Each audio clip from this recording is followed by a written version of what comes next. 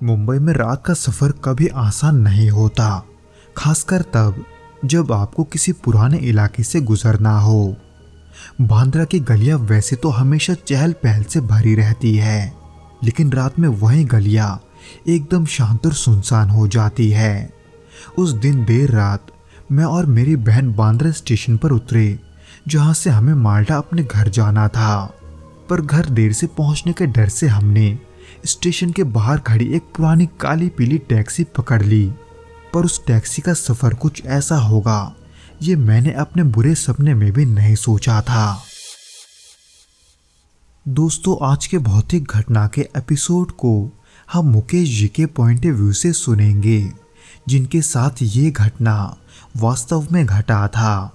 लेकिन दोस्तों, इससे पहले कि हम इस वीडियो में आगे बढ़ें, आप प्लीज़ इस चैनल को सब्सक्राइब करके इसे अपने दोस्तों के साथ शेयर ज़रूर करना, क्योंकि हम ऐसे वीडियोस हर शाम 6 बजे आपके लिए लाते रहते हैं।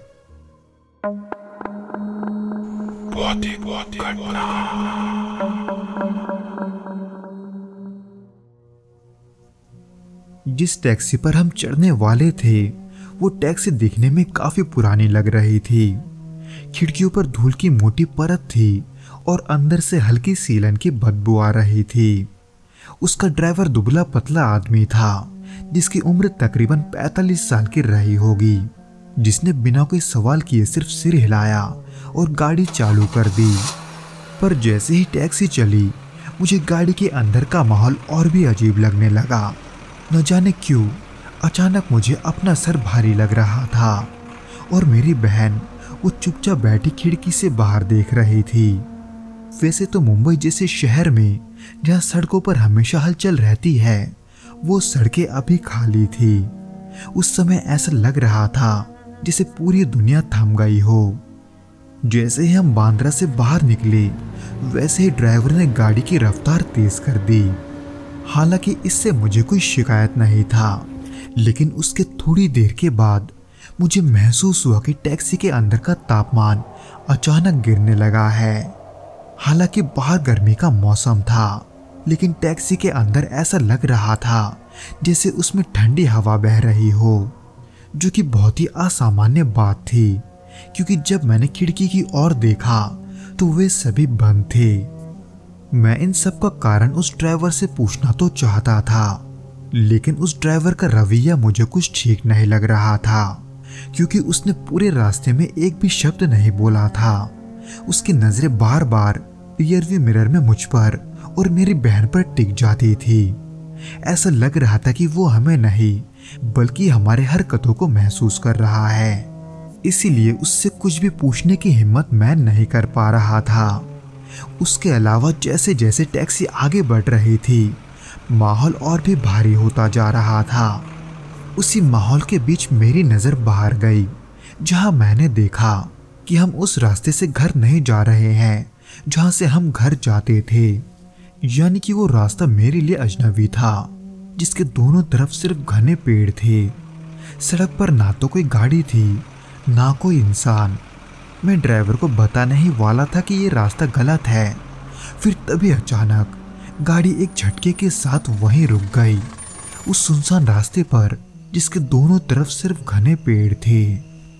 इतने सारे अजीब चीजों को एक साथ नोटिस करने के बाद मेरे मन में एक डर सा पैदा होने लगा था।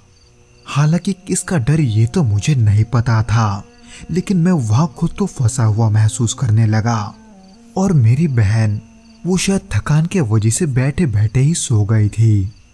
तभी मैंने उस ड्राइवर पर गौर किया, जो कि गाड़ी के बंद पड़ने को लेकर जरा सा भी परेशान नहीं दिख रहा था।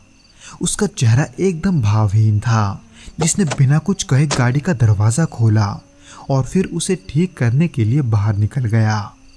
मैं उस दौरान ड्राइवर की तरफ ही देख रहा था कि तभी मेरी बहन ने धीरे से मेरे कंधे पर हाथ रखा और खिड़की से बाहर की तरफ इशारा करके मुझे बाहर देखने को कहा। पर क्यों, तब मेरा उस पर उतना ध्यान नहीं था, क्योंकि मैं उस दौरान अपनी बहन का चेहरा देखकर थोड़ा घबरा गया था, क्योंकि उसका चेहरा डर से सफ़ेद पड़ चुका था। पर उसका कारण क्या है, ये मुझे तब पता चला जब मैंने बाहर देखा। बाहर सड़क के किनारे कुछ ही दूरी पर एक अजीब सी आकृति खड़ी थी।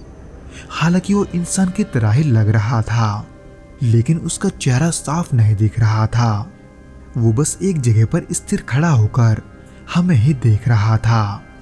उस दौरान मेरे दिल की धड़कनें अचानक से तेज होने लगी, क्योंकि उससे पहले मैंने ऐसा कुछ अपनी जिंदगी में नहीं देखा था।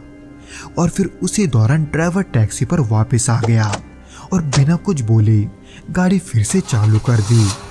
उसने कोई सफाई नहीं दी कि गाड़ी को क्या हुआ था। वो बस चुपचाप अंदर आया और गाड़ी को चलाने लगा। पर कुछ देर के लिए ना तो वो आकृति कहीं जा रही थी और ना ही वो ठंड, जो कि धीरे धीरे और भी बढ़ते जा रहा था। हालांकि उसी दौरान मैंने गाड़ी को रोकने का सोचा, लेकिन खुद को सुनसान इलाके में देखकर मैंने कुछ नहीं कहा। पर मैं डर के मारे बार बार उस ड्राइवर से ये कह रहा था कि वो हमें गलत रास्ते ले आया है। पर कुछ मोड़ों से गुजरने के बाद मुझे रास्ता जाना पहचाना लगने लगा, यानी कि हम अपने घर तक पहुंचने वाले थे। पर जब हम घर पहुंचे तब कुछ ऐसा हुआ जिसके बारे में मैं सोच भी नहीं सकता था। घर पहुंचने के बाद मैं टैक्सी की डिक्की से सामान निकालकर उन्हें अपने घर पहुंचा रहा था। पर जब मैं अपने आखिरी बैग को लेकर उस ड्राइवर को पैसे देने लौटा तो वहां ना तो वो ड्राइवर था और ना ही वो टैक्सी, बल्कि मैंने उस टैक्सी को अपने से दूर जाते हुए देखा। और जैसे जैसे वो दूर जा रहा था वैसे वैसे मेरे सर का भारीपन भी कम हो रहा था। यानी कि उस ड्राइवर ने पूरे रास्ते ना तो कुछ बोला था और ना ही उस ड्राइवर ने मुझसे पैसे लिए थे। क्या वो ड्राइवर वाकई में इंसान था, ये तो मैं नहीं जानता, लेकिन वो हमें एक ऐसे रास्ते पर ले गया था जहां की चीजें हमारी कल्पना से भी परे है। उस रात के बाद मैंने उस टैक्सी को फिर कभी नहीं देखा, लेकिन हर बार जब मैं बांद्रा स्टेशन के पास से गुजरता हूँ तो मुझे लगता है कि वो टैक्सी अब भी वहीं कहीं खड़ी है, किसी और को अपनी रहस्यमय यात्रा पर ले जाने के इंतजार में। तो दोस्तों, ये तो था वो घटना जो कि मुकेश जी के साथ घटा था। उम्मीद करता हूँ कि आपको ये पसंद आया होगा, और अगर आया हो तो प्लीज़ इस वीडियो को लाइक करके इसे अपने दोस्तों के साथ शेयर ज़रूर करना और हमें कमेंट करके ये ज़रूर बताना कि आपको ये वीडियो कैसा लगा।